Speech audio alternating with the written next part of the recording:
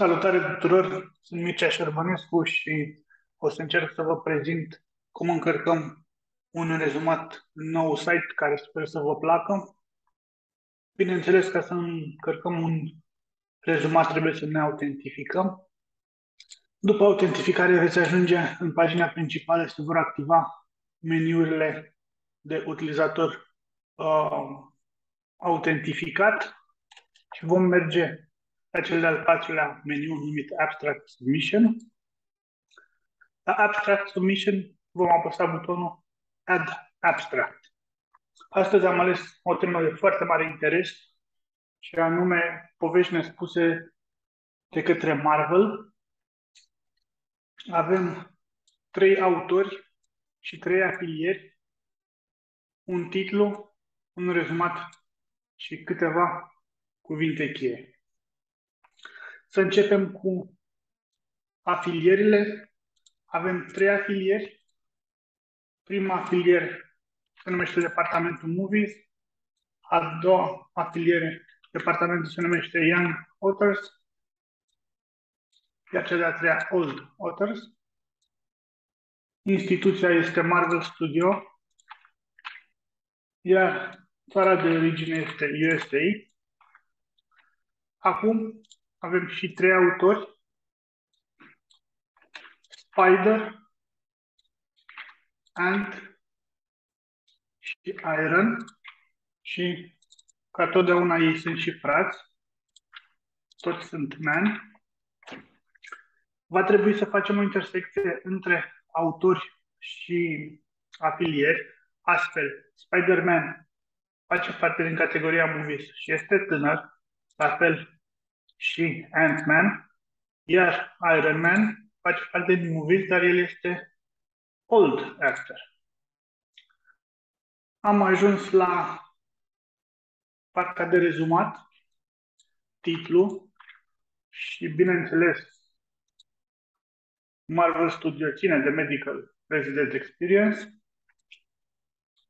Adăugăm cele 4 secțiuni care sunt obligatorii: introducerea de material și metodă, rezultate și concluzii.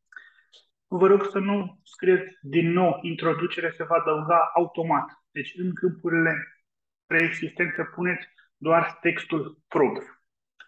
Și vom avea un minim de 3 cuvinte cheie și maxim 6, dar 3 sunt obligatorii, pentru a putea finaliza trimiterea unui rezumat. Când toate câmpurile au fost corect împachetate, hai să facem un test. De exemplu, afilierea 1, afilierea 3 nu are niciun autor, autorul 3 nu are nicio afiliere. Nu mă va lăsa să trec mai departe. Dar, dacă am completat corect totul, se activează butonul Save. Butonul Save nu înseamnă și trimitere. El doar salvează acest rezumat care apare în secțiunea Abstract Submission. Îl pot edita în orice moment. Vreau să schimb ceva și îl salvez din nou.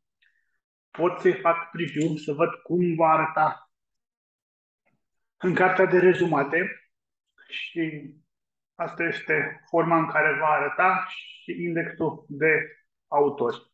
Bineînțeles, în cartea de rezumate vor fi pagini diferite, nu pagina 1 toată lumea. Revenind, în momentul în care sunt sigur că este forma finală, apăs Submit for Review și țineți minte să trimiteți până la data limită.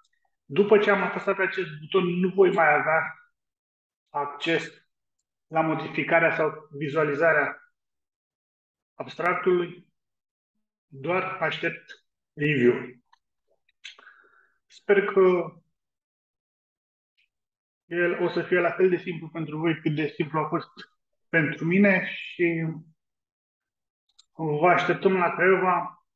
Tocmai am vorbit cu o agenție care oferă un tur ghidat al Craiovei, dacă vă vine să credeți, se poate și în România.